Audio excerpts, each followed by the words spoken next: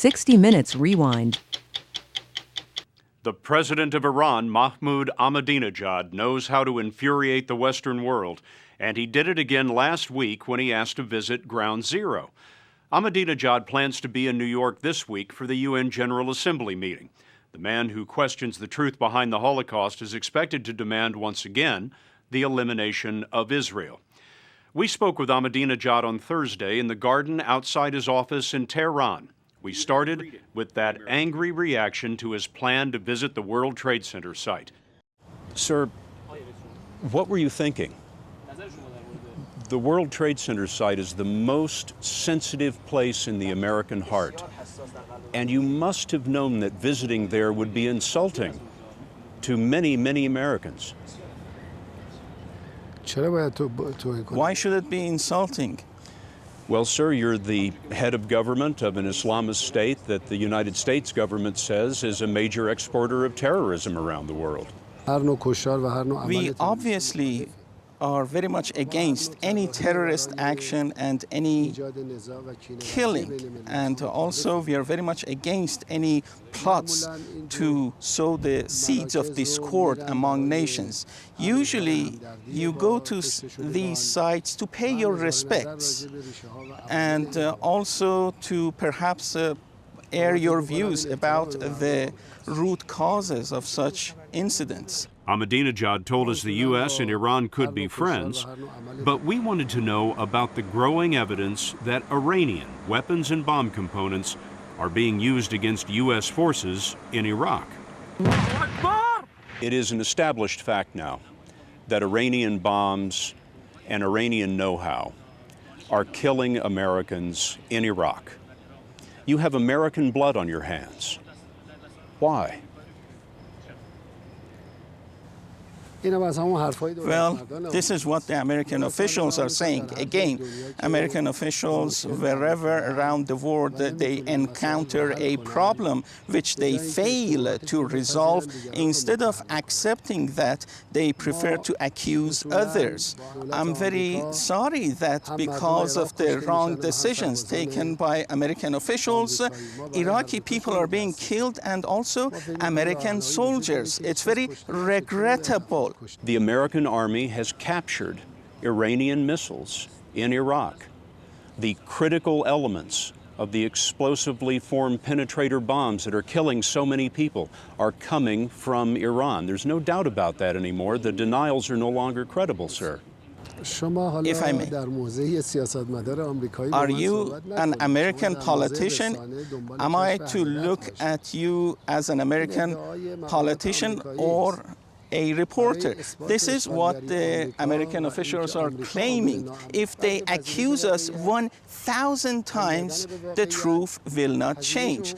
Are you saying that it is not the policy of this government to send weapons into Iraq? Sir, forgive me, you're smiling, but this is a very serious matter to America.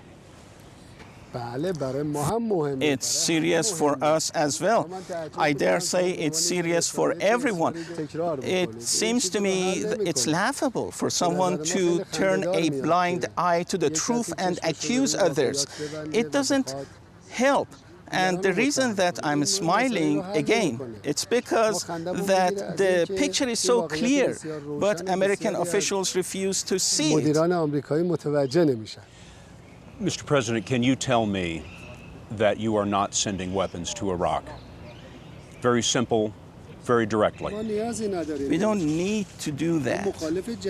We are very much opposed to war and insecurity. Is that no, sir? Iraq. It's very clear, the situation. The insecurity in Iraq is detrimental to our interests.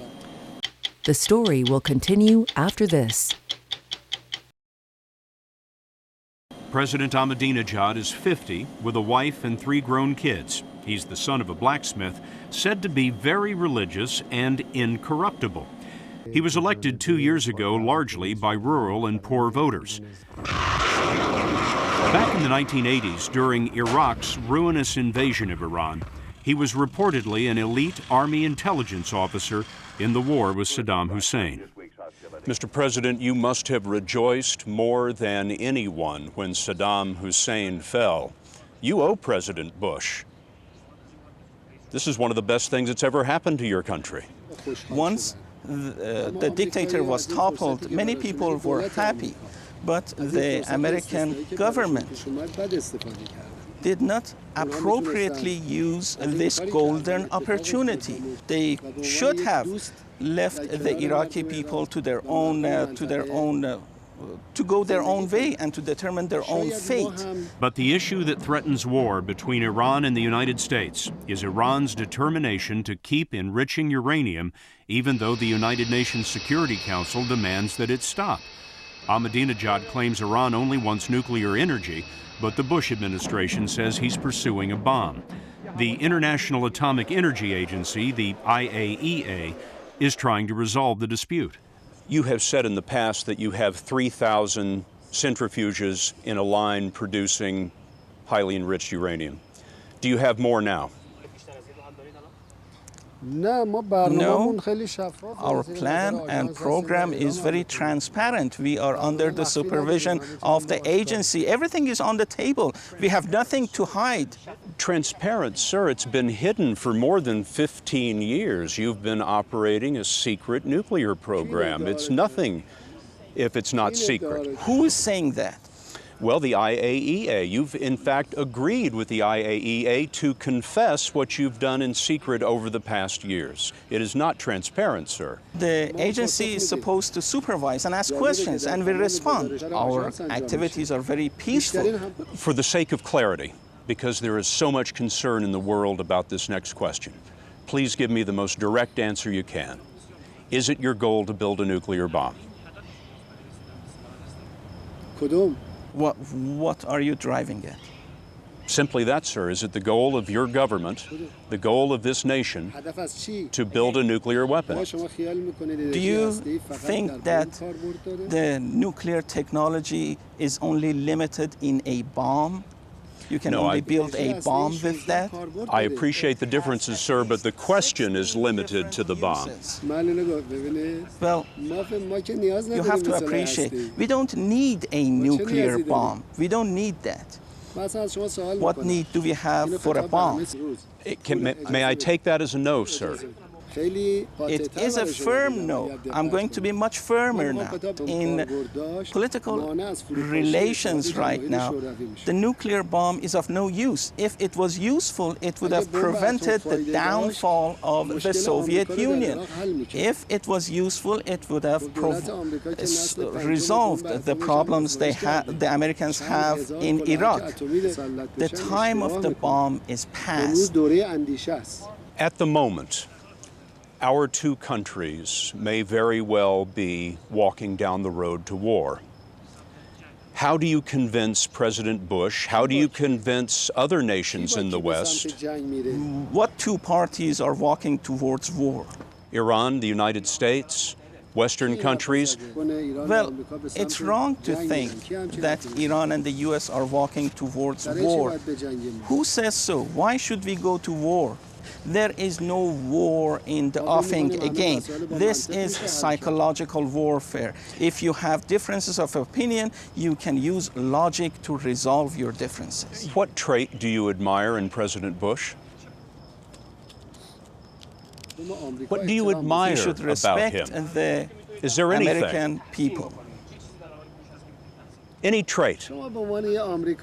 As an American citizen, tell me, what trait do you admire? Well, Mr. Bush is without question a very religious man, for example, as you are. What religion, please tell me, tells you as a follower of that religion to occupy another country and kill its people? Please tell me, does Christianity tell its followers to do that? I take it you can't think of anything you like about President Bush.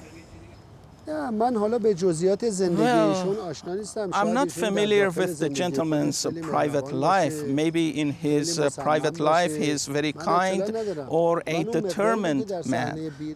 I asked President Bush what he would say to you if he were sitting in this chair. And he told me, quote, "Speaking to you, you've made terrible choices for your people. You've isolated your nation. You've taken a nation of proud and honorable people and made your country the pariah of the world.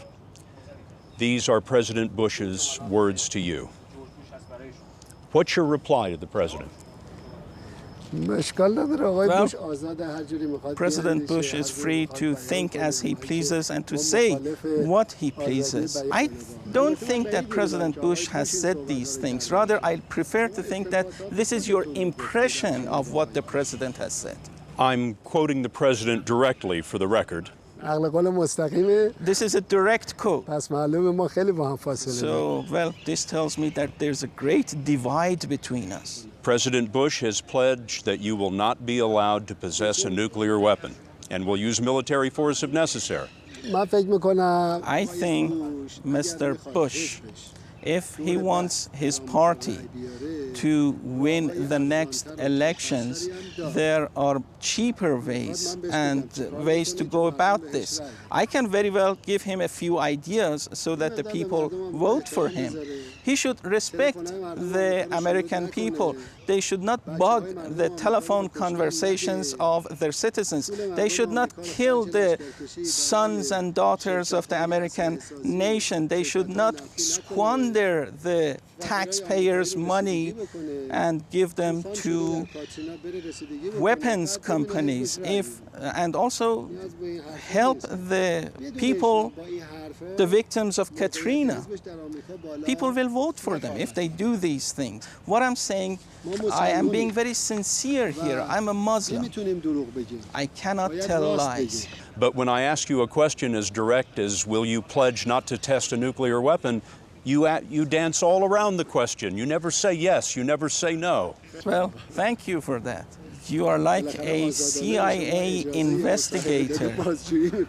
And I am just a reporter. I am a simple, average American reporter. This is not Guantanamo Bay. This is not a Baghdad prison. This is not a secret prison in Europe. This is not Abu Ghraib.